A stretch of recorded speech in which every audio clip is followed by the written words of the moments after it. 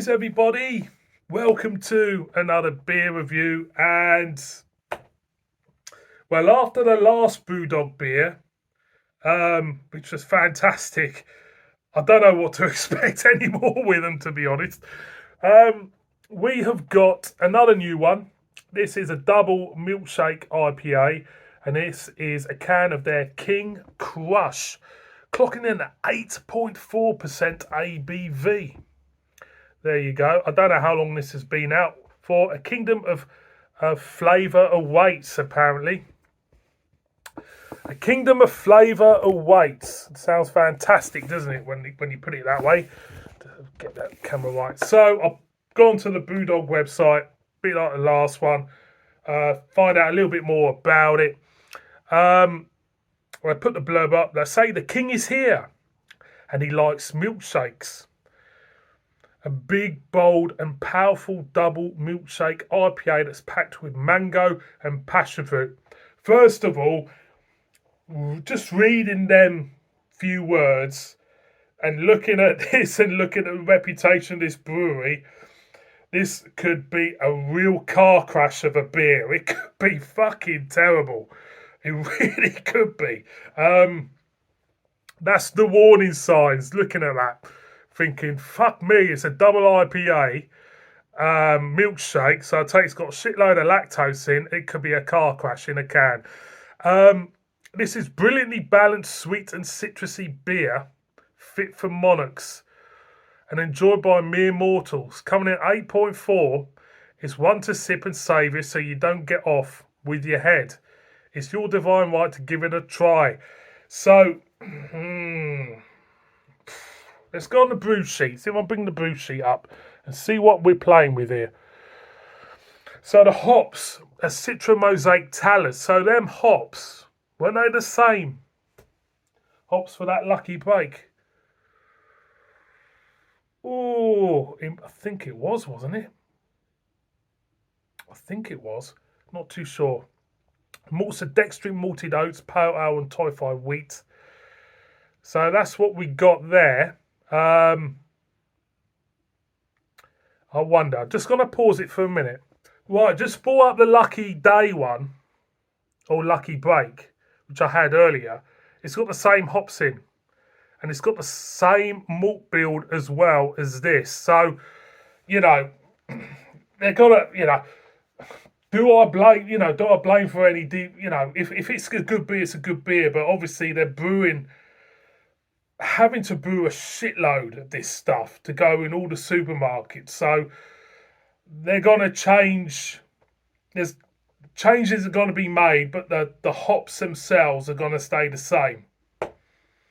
And the malts are going to stay the same between the two beers. So let's crack it open. Obviously, it would be easier for them as well to brew because if your hops and your malts are the same, it's only the other brewing procedures which get in the way, isn't it?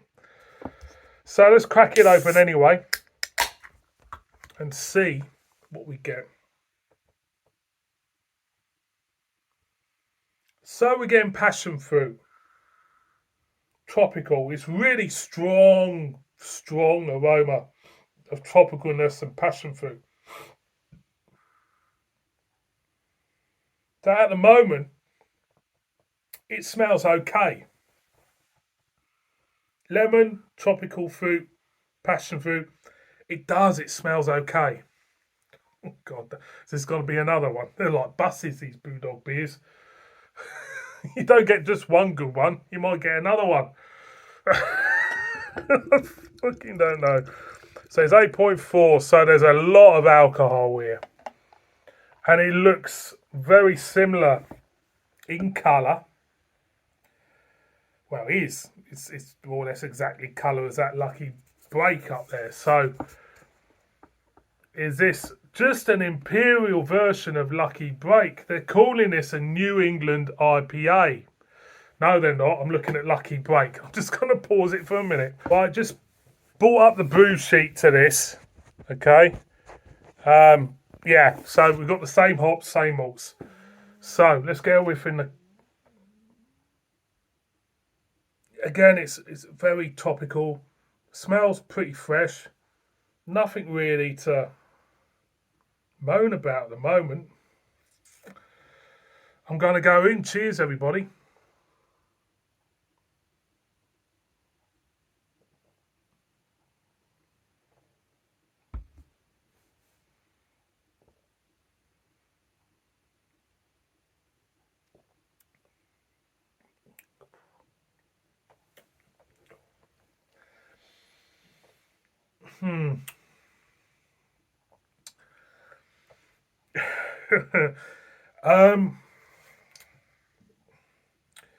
It's very, very sweet. That's the starting point to this. It's very, very sweet, and I think they put that sweetness on this to hide that 8.4. I mean, you need something pretty strong. You need something pretty strong and heavy to hide that 8.4, because that is a big ABV. And I think if you do that, I think you're sacrificing a lot of the other flavours. And I think that is what's happening here. Me personally, I think this beer would be, I'll tell you now, I'm not gonna rip them apart. This beer would be a lot better, a lot lower in ABV. It just would. I think they've pushed it to the point where there's so much sweetness in this now that if you really like it, you haven't got any teeth and you're a fucking sugar addict. You know what I mean? I'll go in again.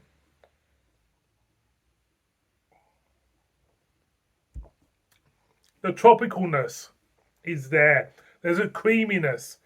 I get it. The milkshakiness. The creaminess.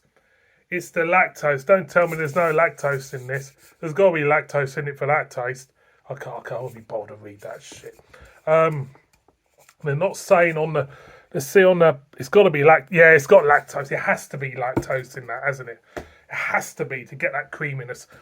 Natural flavourings: milk, hops, yeast, torrefied wheat, malty notes, water. So we have got a beer here which is overtly creamy and sweet.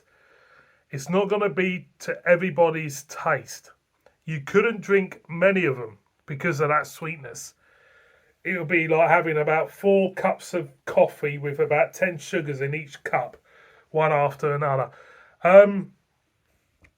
So for me, it's not one I will go to again.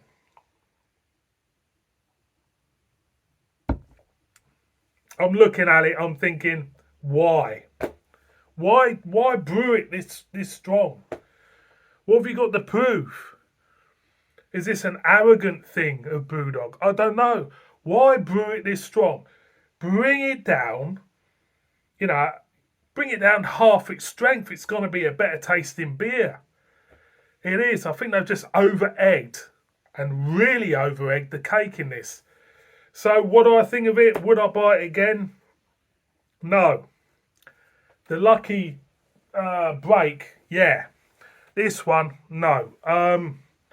I think they've just pushed it too far and it's just gone so sickly sweet that none of the other flavours stand a chance with it. Mouthfeel is more or less identical to the Lucky Break. So for me, it's a divulgence. It's something that maybe you should try. But for me, it's, the mango and passion fruit has been sacrificed for all that sweetness. It's there, but for me, that sweetness and the creaminess is killing it all. Thank you very much for watching this one. Please subscribe. Murder me in the comments. God bless you all. See you on my next one. Bib bib.